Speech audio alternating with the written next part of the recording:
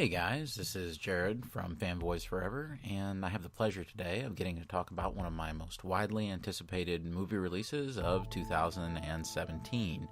Of course, as many of you all already know, Hugh Jackman appears anyway to be hanging up the claws for one last go as Wolverine this year. It's kind of a bittersweet event for a lot of us. We love to see him go out in such style, but at the same time, it is heartbreaking. In my opinion, Hugh Jackman is by far the most iconic actor who's playing a superhero today. In my opinion, even above Robert Downey Jr.'s Iron Man. Simply put, he'd been doing it about 9 years before Robert Downey Jr. Put on the armor. So to me, it is a great loss to the industry. It's a great loss to the genre. And, I hate to see him go. Thought-provoking, challenging, quite poignant. 20 years ago, these were certainly not the adjectives one would have expected to have used to describe a film version of Marvel's titular Logan, the Wolverine. Thanks to director James Mangold, who had directed one of my favorite dramas many years ago, Copland. Thanks to his steady hand and his impeccable taste, Wolverine has transcended the horrible first installment of X-Men Origins Wolverine, which was just so awful, and evolved past the excellent follow-up, which was The Wolverine from a few years back. That was a criminally underrated comic book movie, but I really did enjoy it. When James Mangold unleashed that previous film, many fans and critics alike were pleasantly surprised by the artistic, if not slightly art house sensibilities of the first 3 quarters of the movie. It was deep and introspective, although a comic book CGI-laden finale, which at times seemed more at home with the first film's campy hubris, hurt the mood of that previous film. Logan delivers in a way that it never could. Perhaps the age of the revisionist comic book film is finally upon us. What Mangold has delivered feels almost nothing like any previous X-Men film, and maybe even any previous comic book film. It's a new animal, something so much deeper and thoughtful than any comic book film ever before it. Troublingly violent, deeply solemn, and rarely funny, Logan takes on the task of delivering a look at a future that is perhaps much worse for Wolverine than that featured in Days of Future Past. A world where there are no X-Men, mutants are a thing of the past, and Logan's life is more hopeless and Logan himself less heroic than ever before. Inspired by the glory days of the Western genre, Logan paints its namesake as a morally ambiguous anti-hero looking for salvation from the horrors of this awful future world. Although a child named Laura, played by a wonderful young actress, does indeed feature prominently, you would be remiss to believe for a second that this film is even remotely appropriate for your children. Not only does the violence shy away from entertainment and enter the realm of realistic horror with buckets of blood and gore, the tone is horribly downbeat, and the moments in the last half so crushing that I would strongly encourage parents to keep their kids away. The movie succeeds so well in this troubling and provocative tone that if any flaw can be considered, it might be that it leans too much into these sensibilities briefly before the final act commences.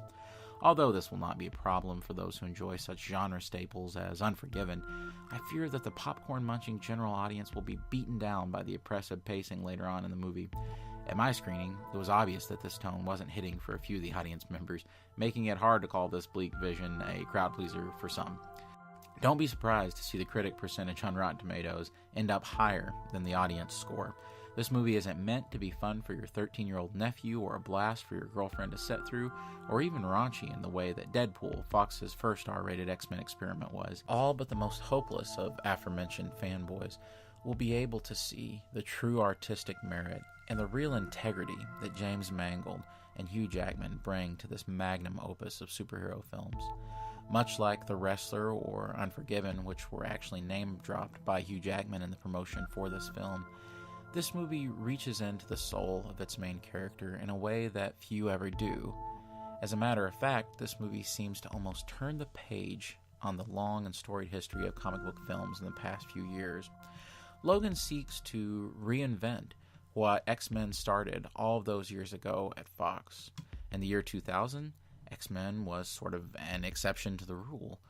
Dark, gritty, still fun, but really much more realistic than anything we'd ever seen before in the superhero movie genre. X-Men reached an audience that previous superhero films like 1997's Batman and Robin, with its campy flair, had simply failed to do. Legitimizing the comic book movie genre seemed to be the order of the day for Bryan Singer back in 2000. Fast forward almost 20 years into the future, and Logan appears to take the very next step into those deep waters. What we're looking at are performances from our three principal leads that could compete and even be considered with the greatest Oscar contenders from 2017. And that's with the year only being 3 months in. Patrick Stewart delivers a mesmerizing performance as Professor Xavier, who is now old and currently not himself. The performance is both heartbreaking and satisfying. As a matter of fact, at the screening I was in, you could have heard a pin drop during these introductory scenes with Professor Xavier. Hugh Jackman himself reaches a level of performance as Logan, the Wolverine, that he simply never attained before. Anybody who knows the history of the last film, The Wolverine, will know that James Mangold was actually the replacement brought on for the previous director, Darren Aronofsky. Now, anybody who's familiar with Aronofsky's work knows that he is quite the auteur, having directed such masterpieces as Black Swan and The Wrestler. However, it appears that he couldn't see eye to eye with the studio. Now, when Mangold came in, he brings so much of that same sort of artistic sensibility to the movie, yet at the same time, interestingly enough, James Mangold paints Wolverine, just as he did in the last film, as the quintessential modern Western anti-hero. When you look back at the Westerns that this film is inspired by, one in particular, which I'll save for a surprise for the movie, and movies like Unforgiven, etc., you'll see that Wolverine is actually the perfect modern Western anti-hero. He is a man, after all, with practically no name. He begrudgingly accepts that he is the best hope for salvation for the poor and oppressed.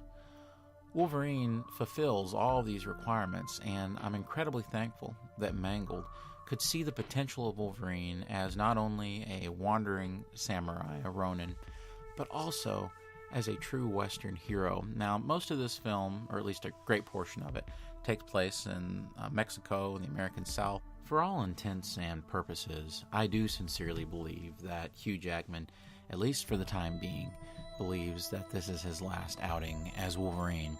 And when you look at the Rotten Tomatoes score and how critics are responding, it's easy to see why he, and of course now even Patrick Stewart saying it's his last turn as Professor X, would want this to be the way they go out. It seems almost improbable that the Fox from a few years ago would have allowed a movie like this, or even Deadpool, to have happened. But as we can see, the approach is paying off in dividends. Fox is starting to seem like Marvel Studios' older, more mature brother, who kind of has more of a handle on what he wants to do with his life, while his younger brother sits at home playing video games. Now, that's not to discredit those excellent Marvel Studios films.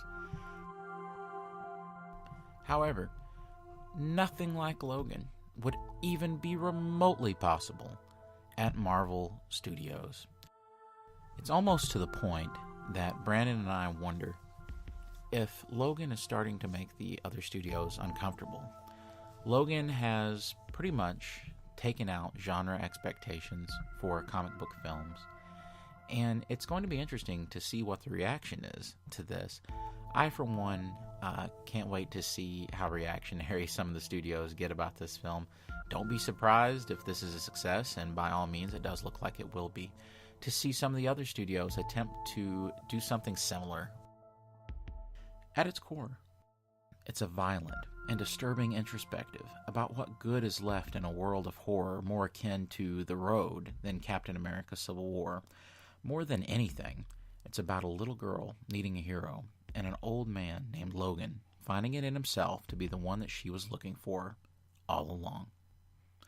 This is Jared, Fanboys Forever, signing out.